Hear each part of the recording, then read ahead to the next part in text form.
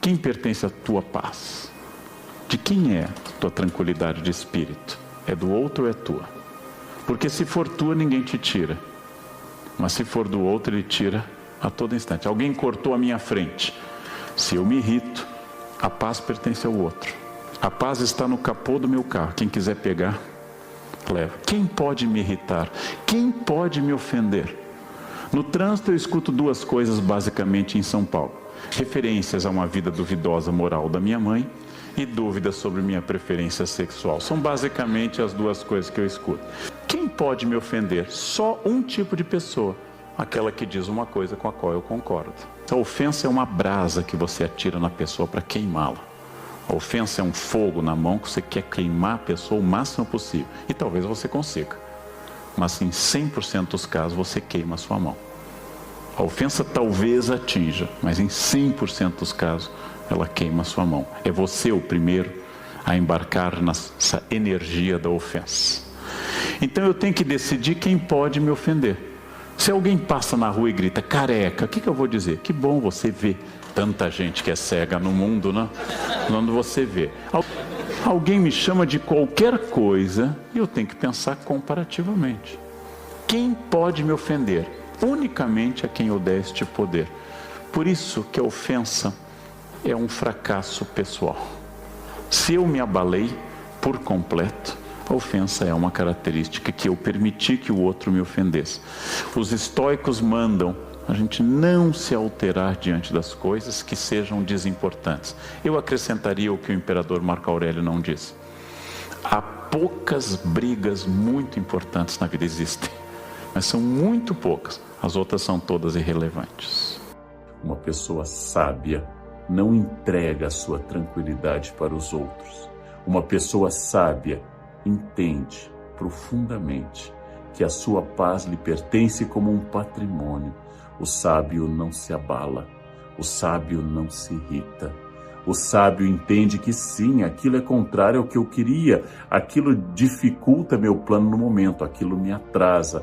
Mas o sábio não coloca toda a força da ira, porque a ira é uma infantilização, uma teimosia, como se eu, adulto, me transformasse de novo em uma criança contrariada.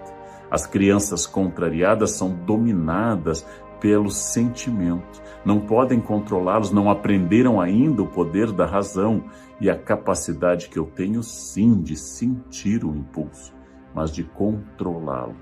No mundo contemporâneo, no mundo da internet, a expressão do ódio, da ira nas redes é quase uma obrigação.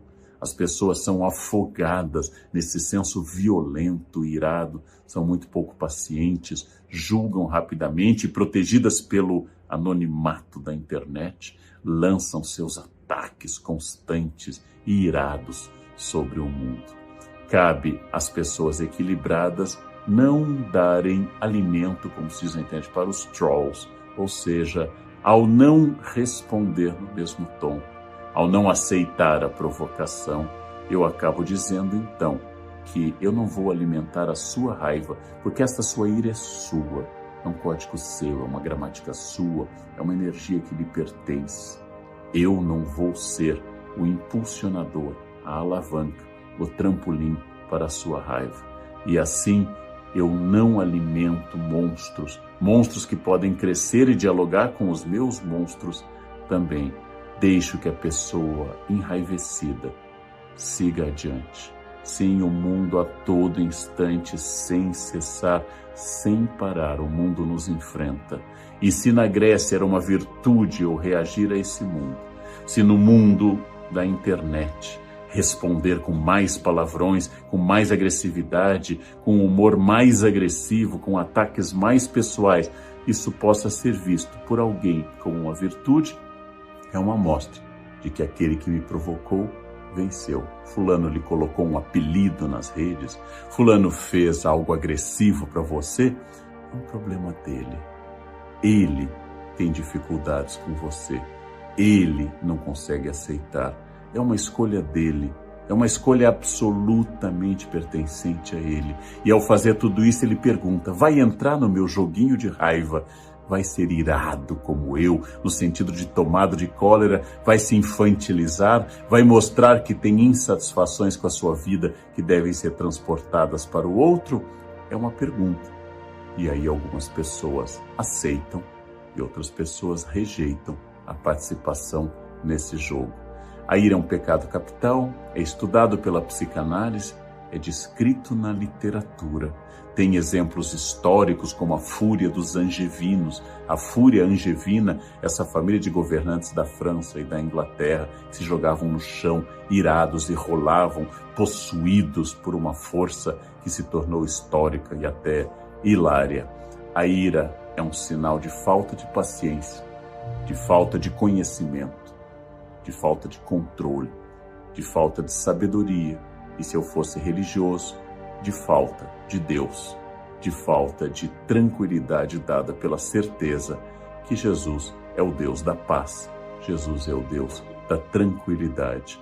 Todas essas reflexões em vários campos, do religioso ao psicanalítico, do histórico ao literário, para que eu possa dar uma resposta em época tão tomada pela ira, tão cheia de sentimentos irados, que eu posso fazer da conquista da minha paz, da minha paciência, da minha estabilidade, da minha tranquilidade, um grande projeto de vida.